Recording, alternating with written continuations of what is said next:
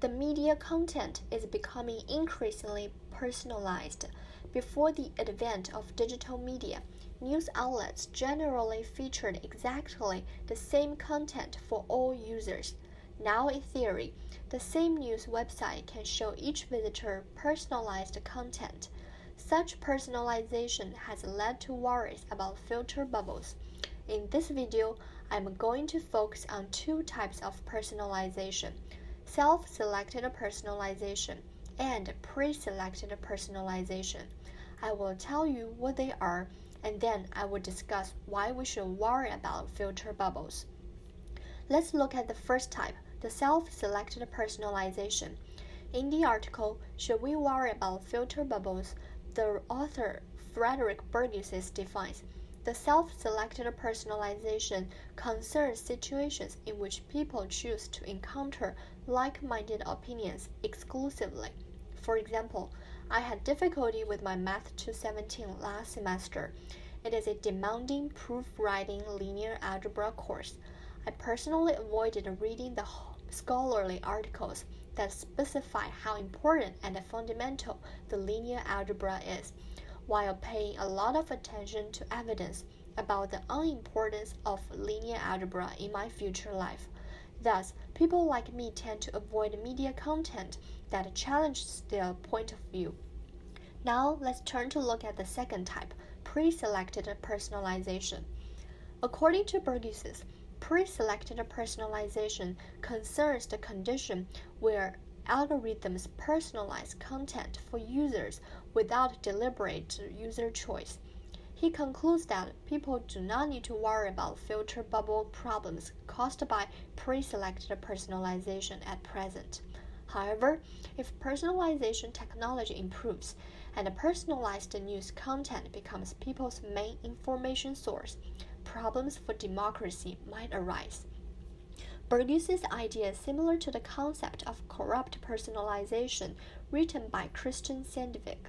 In response to a student's question, what are the most serious repercussions of the algorithmic allocation of attention? Sandvik indicates that the danger of corrupt personalization is manifest in the following ways. First, non-commercial things become commercial in light of the systematic organization. Second, money is used as a proxy for best. Over time, if people are offered things that are not aligned with their interests often enough, they can be taught what to want. Furthermore, both Sandvik and Adfin, the author of The Corrupt Personalization of Netflix, believe that the algorithmic culture blurs the lines between our authentic interests and a set of commodities that may or may not be genuinely relevant, such as products liked by our friends on Facebook, even if they do not knowingly endorse them. So, why should we worry about filter bubbles? Firstly, in the article Forget Facebook and Google, Burst Your Own Filter Bubble, the author John Martindale wrote, when people only see things they agree with, it can lead to a snowballing confirmation bias that builds up steadily over time. A wider problem is that with such different sources of information between people, it can lead to the generation of a real disconnect, as they become unable to understand how anyone could think differently from themselves. In an interview with Quartz, Mr. Bill Gates discussed a problem with people not having access to accurate information when they segregated themselves into like-minded communities. He said, "One thing that's new that is a little concerning is people seeking out things that are really not giving them the facts and then staying in there. So filter bubbles narrow people's worldview. Lastly, filter bubbles are damaging democracy as a whole.